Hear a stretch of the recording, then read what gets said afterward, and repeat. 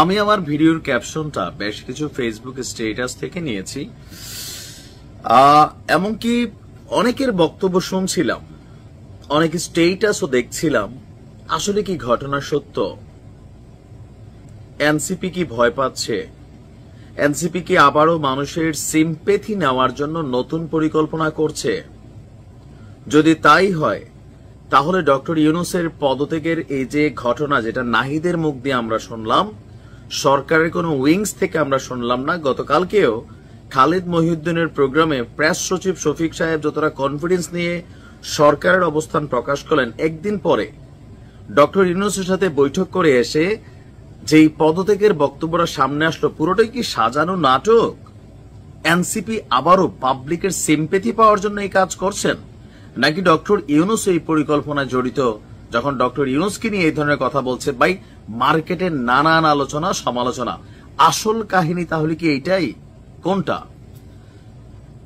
গতকালকে থেকে এক শ্রেণীর মানুষের মধ্যে ডক্টর ইউনূস সাহেবের জন্য যেমন ভালোবাসা দেখছি, আবার অনেকে বলছেন যে না, সময় হয়েছে, আপনি নির্বাচনটা দিয়ে চলে যান, পদত্যাগের দরকার কি?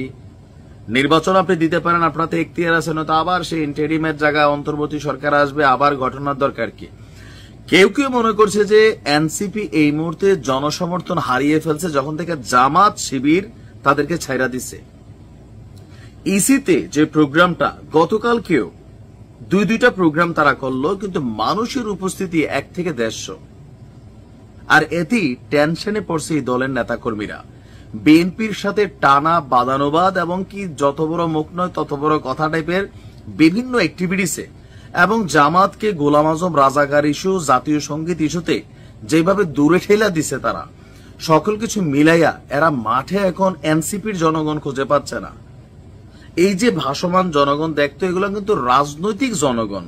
আমি বরাবরই একটা কথা বলি, এই দেশে নিরপেক্ষ কোনো জনগণ নাই। আওয়ামী জনগণ, বিএনপির জনগণ, জামাতি জনগণ, এনসিপি জনগণ, নুরুর জনগণ মানে গণ অধিকার জনগণ, জাতীয় পার্টির জনগণ। এর বাহিরে দেশে ফাঁগলেরও একটা দল আছে। তার মানে মাঠে যাদেরকে দেখতো ভাড়াটিয়া জনগণ, যেমন এনসিপির প্রোগ্রাম হলে জামাতের জনগণ আসে, এদেরকে বলা হয় যে ভাড়াটিয়া জনগণ।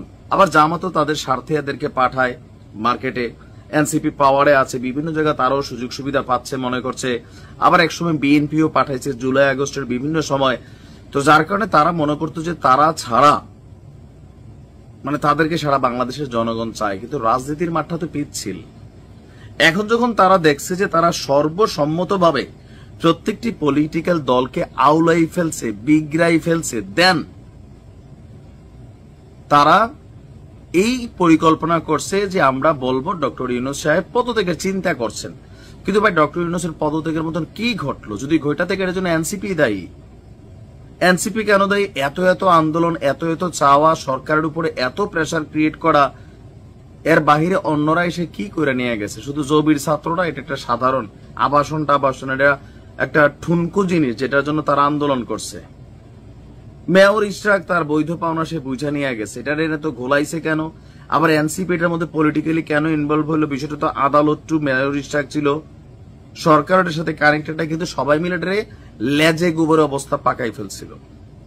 আর এখন যখন এরা দেখছে এদের পিছনে কেউই নাই, নিজেরা ছাড়া, রাজু ভাস্কর্য ছাড়া, জুলাই ঐক্য, আরমানের ছেলেরা এতিমখানায় থাকে, তারা জুলাই ঐক্য, আহত যোদ্ধাদের কিসের ঐক্য? আপনি দেখতেছেন কোথাও কোনো কিছু?